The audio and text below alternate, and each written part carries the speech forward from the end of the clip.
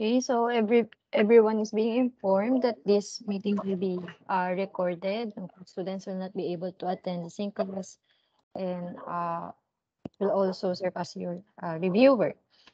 So yesterday we have the discussion for the random variables, the application, saan siya pwedeng gamitin, such as the sampling plans, okay, and then counting yung number of or determining kung ano yung mga possible na outcomes natin that will include the random variable. Yan. So, and also for the calculation of the probabilities of random variables. Ayan. So, we have the probability mass function, probability function, and then the probability distribution. Doon tayo na natapos, wherein this probability distribution of the set of ordered pairs ng values of your random variables and the function of the probability distribution and f of x. So the probability function, f of x, should have the following characteristics. So siya daw dapat ay greater than or equal to 0 since ito ay equal sa probability and wala tayong probability na less than 0 or negative. And then for a given na event or experiment, if you sum up all of the probabilities or the values of the probability function or probability distribution, it should be equal to 1. So, meron tayo ditong naging sample problem na-solve natin. And here are the results for the probability distribution. For the example na kumuha ng dalawang computer sa shipment na may 20 computers at tatlo doon ay defective. Yan.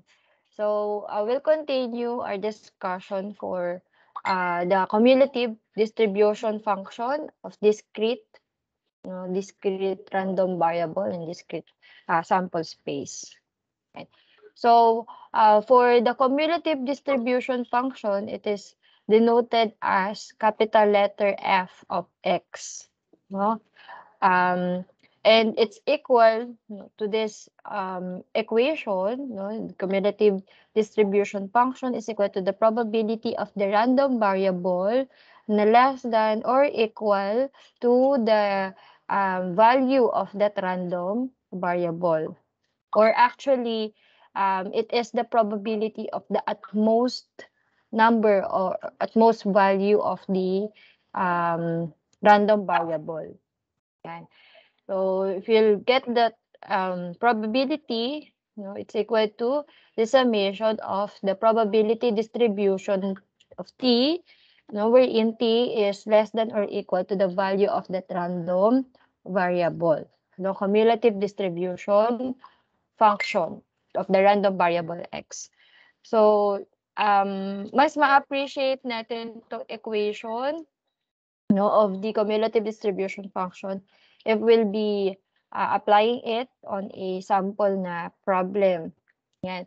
So, we'll continue doon sa example dati about the stockroom clerk na nagbabalik ng helmet kay Smith, Jones, and Brown. So remember, we have the values of the number of correct matches na 0, 1, 3, at saka 1 and 3, Palagay na lang din natin ng 2. But we know the value of 2, yung probability na makakuha ng 2 correct matches or right helmets, from our discussion yesterday, yan ay 0. Ayan. So we have here yung F of M. Yan. So, for the values of the probabilities, na-calculate natin yan. Pakita lang ulit natin.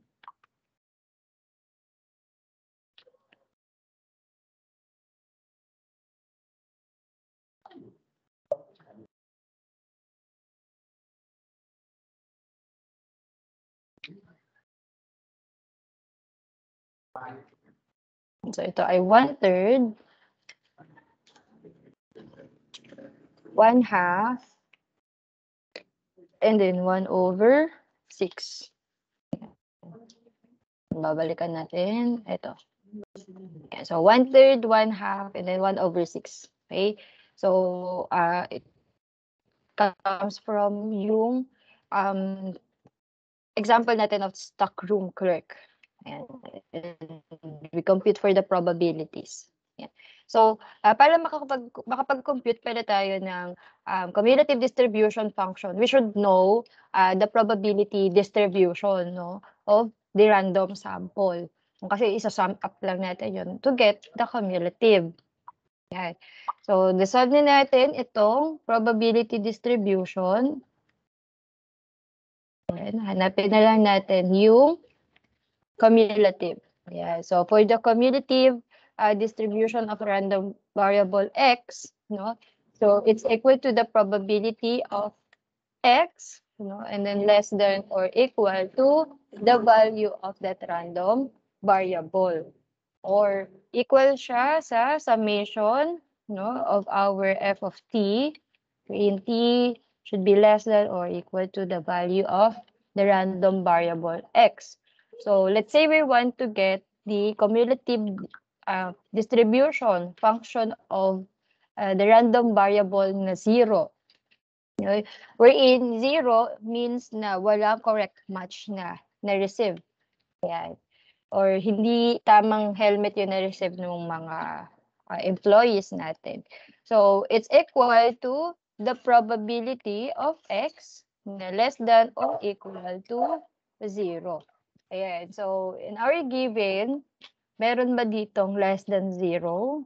Ayan, na correct match. Wala naman, no? Walang point, walang negative din na value dyan. So it means for the probability, it's just equal to the value of probability distribution ng 0 only, no? Less than or equal to 0. Yan. Wherein, may value yan, na-solve natin, 1/3. Yes. Then, if we compute for the cumulative distribution function of 1 correct match, so it's equal to the probability of x, random variable x, na less than or equal to 1. Yan. So, we'll sum up yung probability ng 1 and less, no, at most. Yan, di ba? That number, then go less. Yan. Kunin mo yung probability nun. So, it's equal to the probability distribution ng 0 plus the probability distribution ng 1. Ayan. So, ang value nito, 1/3. And then, ang value ng 1, no, probability distribution 1 ay 1/2. Ayan. So, 1/3 plus 1/2 is equal to 5/6. Ayan. And continue. Solve naman natin yung cumulative distribution function ng 2. Ayan. So, pag dalawa daw yung may correct na batches. So, it's equal to the probability of x na less than or equal to 2. Okay. So, it's equal to the probability distribution ng 0 plus the probability distribution 1 plus the probability distribution ng 2. Ayan. So, we have 1/3 plus 1/2 plus 0. No? 0 yung probability na magkaroon tayo ng correct match na dalawa. So, 1/3 plus 1/2, the same, 5/6. So 0 to. Then, for the third, no? Tatlo may correct match. So, cumulative distribution function, we have x is less than or equal to 3. No, it's same with f ng 0 plus f of 1 plus f of 2 plus f of 3. Ayan. Then substituting values of these probability distributions, we have 1/3 plus 1/2 plus 0 plus 1/6. And then the total is just equal to 1. Ayan. So we actually have our cumulative distribution function of random variable m, wherein m is the number of correct matches. Ayan. So, ito yun, no? Yung cumulative function ng 0, 1/3, ng 1, 5/6, 5/6, and then yung 3 naman ay 1. We can also represent these values in an histogram. Saan yung x natin is the value of the random variable. So, dito, we have small letter m, value ng random variable. And then yung y naman is the value of your cumulative distribution function. Yeah, f of x naman, capital letter F of x. Okay? So, we have here yung 0, 1, 2, and then 3. Yan. Tapos, on this x, so y naman is the values of f of x. Yan. We have 1/3, and 5/6. So, not to scale yung, natin, histogram. Then 1. Yan. Tapos, ilalagay lang natin yung values of the cumulative, yung magkakaroon ng rise dito sa mga values ng random variable natin. So, at 0, we have 1/3. So, i-rise yung ating chart hanggang 1/3. Okay? And then sa 1 naman, 5/6. So, 5/6 hanggang dito. Yan. So, sakap niya sa 1. And then sa 2, 5/6 na mag-i-stay. No movement. We have 5/6. And sa 3 naman, we have hanggang 1. So, mapapansin nyo, in the cumulative distribution function na graph, no, histogram, pataas lang yan. Kasi nga cumulative, nag-a-add yung mga probabilities natin. Unlike doon sa PDF, so if we'll plot this in our histogram or in chart natin, may kita nyo, may pagtaas, tapos bababa. May rise and fall. So that is the cumulative distribution function. We can have another example, no, kung saan babalik tayo sa pag-solve ng PDF, and then next would be the CDF, the cumulative distribution function. Ayan. So, in this example, if a car agency sells 50% of its inventory of a certain foreign car equipped with side airbags, find the cumulative distribution function of the random variable x among the next 4 cars sold in this category. Ayan. So, yung laman ng inventory ng mga cars, 50% doon ay equipped ng side airbags. So, we can set our random variable as x, random variable x, wherein x is the number of cars, number of cars na may with side airbags. Yeah. With side airbags. Okay? And then we want to get yung cumulative distribution if we will be selling 4 cars or nakapagbenta tayo ng 4 na cars. Okay. So, in order to calculate yung cumulative distribution function, kailangan muna natin makuha yung PDF, probability distribution function. Isa nanggagaling yung probability distribution function.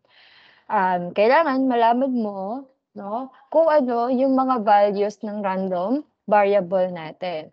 So, for the values of the random variable, it has something to do with the number of cars with side airbags. So, ilan yung possible number ng cars na may side airbags yung pwedeng naibenta, no? So, ilan kaya pwedeng walang may side airbags na nabenta, no? Or nabili. Pwedeng may isa dyan sa 4, no, na number of cars natin na nasold ay may side airbags. Pwedeng 2, pwedeng 3, pwede ring 4. Lahat ng naibentang cars ay may side airbags. So ito wala, 1, 2, 3, 4. Yeah, so with these values of the random variable, calculate naman natin yung PDFs, the probability distribution function. So, isa-isa, no? Ng 0, ng 1, ng 2, ng 3, ng 4. Ayan. So, recall, your f of x, yung probability distribution function is equal to the probability of the value of your random variable. Yan. Okay, and it should be, yung values natin dito should be greater than or equal to 0. So, let's first compute the probability na walang side airbags ang nabenta. Ayan. So, kung walang side airbags, ano yung nabili? Ang nabili, syempre, yung wala, no? Yung walang side air cars na walang side airbags. So, paano natin kukunin yung probability dyan? Ayan. So, we can use combination, no? In how many ways can we select 0 cars na with side airbags dito sa 4? No? Kasi wala naman eh. 4 dyan. O yung 4 na lahat nito is walang side airbags. Yun. So, we have 4C0.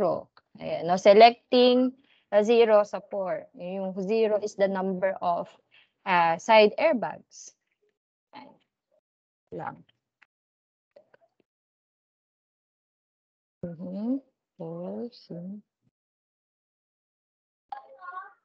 O kaya, no, pwede rin naman 4C4 kung saan 4 dito, no, 4 na isa-select natin is may side ay walang side airbags, no. So same din naman kasi yun. So walang side airbags o kaya lahat 'to may walang side airbags. Ano daw, ang gulo.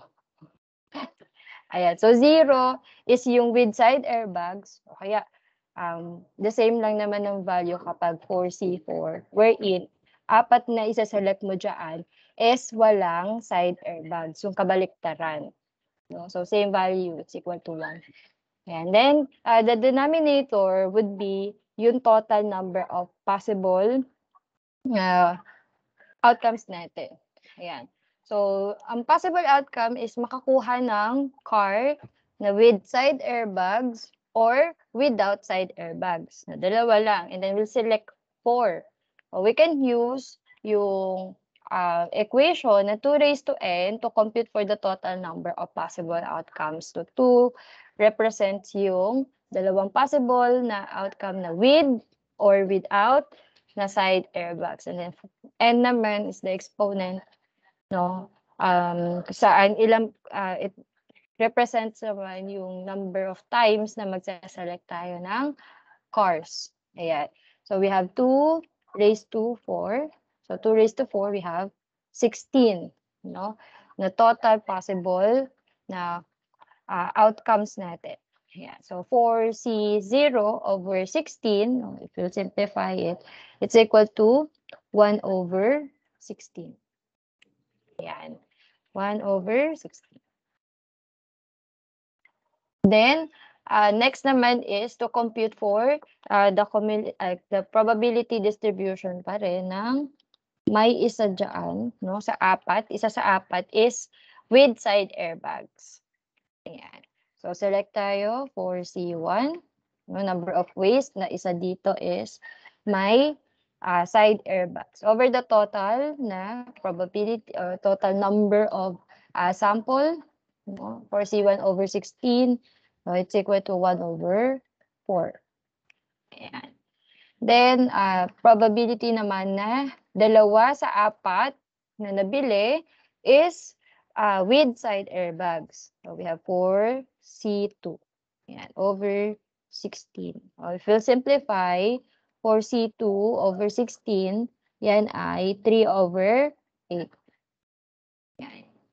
The next yung 3 sa 4 na nabili naman with side airbag. So, in how many ways can we select 3 sa 4? 4C3.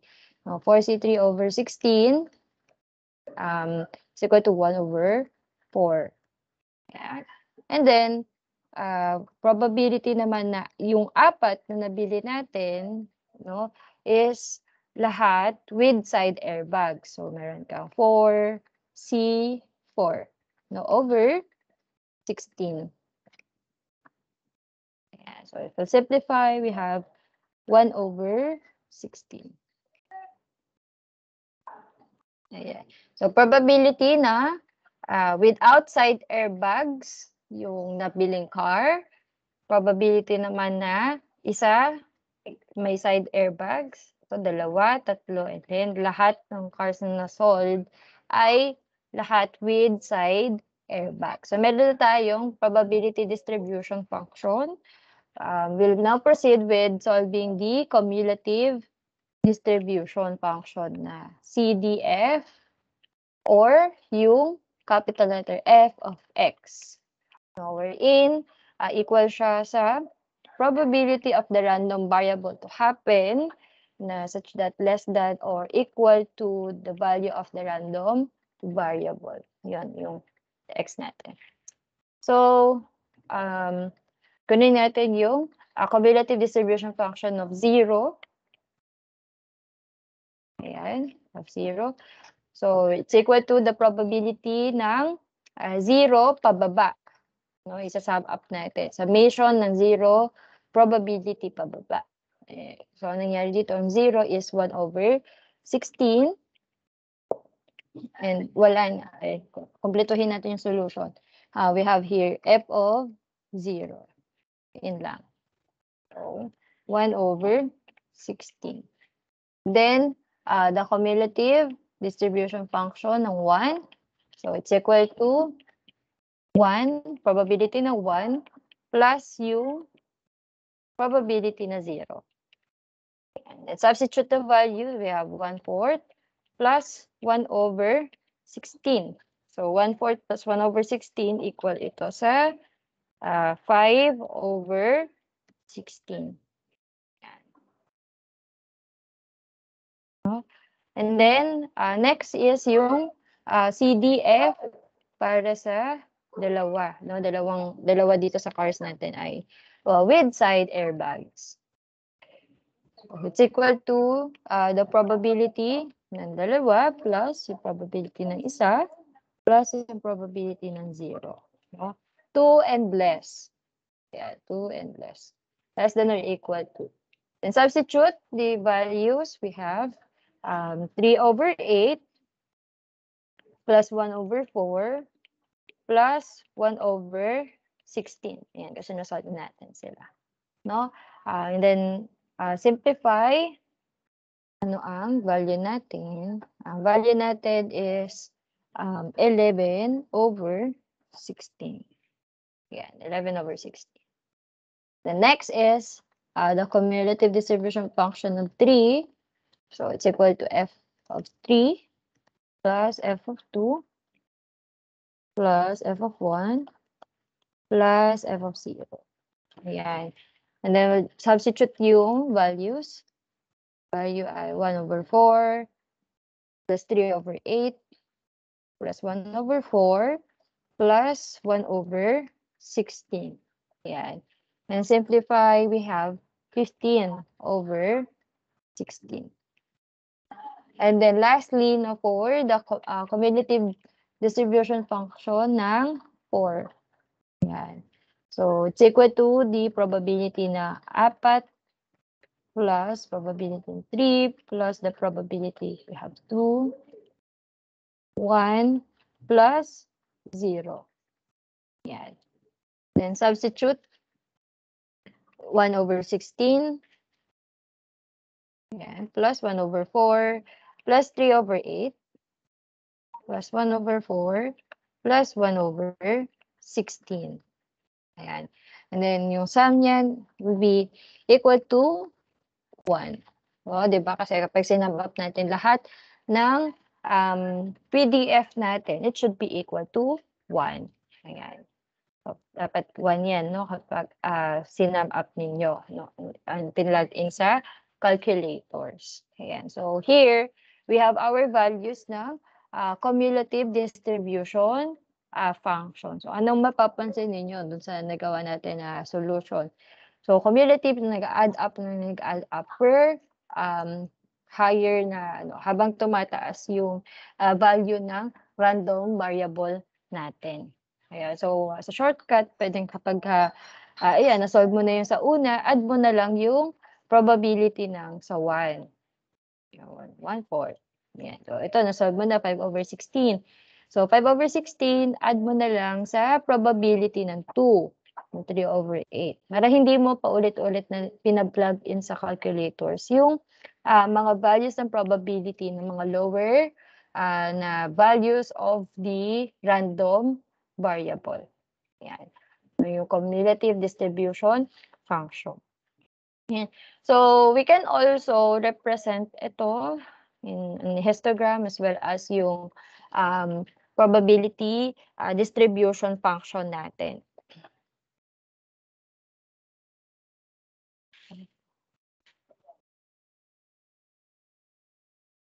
And so, same tayo na nakuha na answer. Check ko lang. 16, 5/16, 11, and yan. So, same. Ito din, another solution. So, ito yung histogram for the probability distribution function of this example na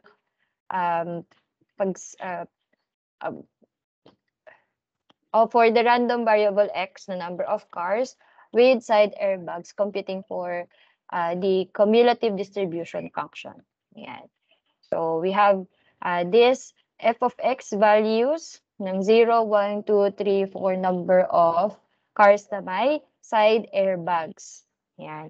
So ito is yung 0, 1, 2, 3, and then 4 na number of cars na may side airbags. Yung probability distribution niya.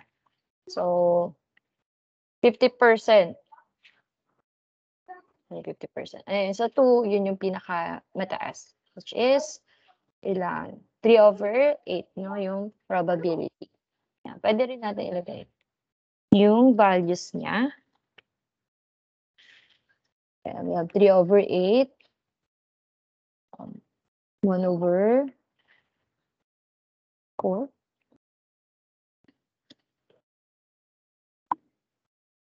Then, ito ay 1/16.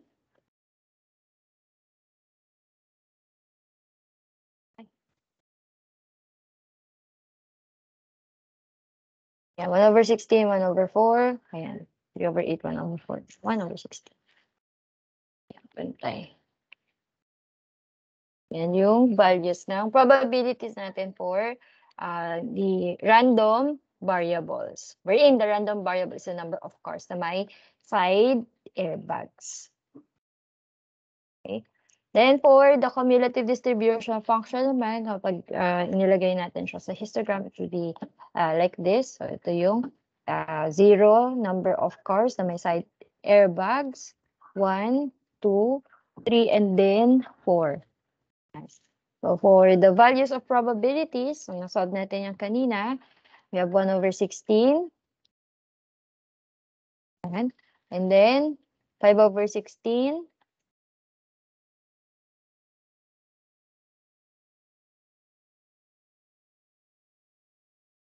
11, and then 15.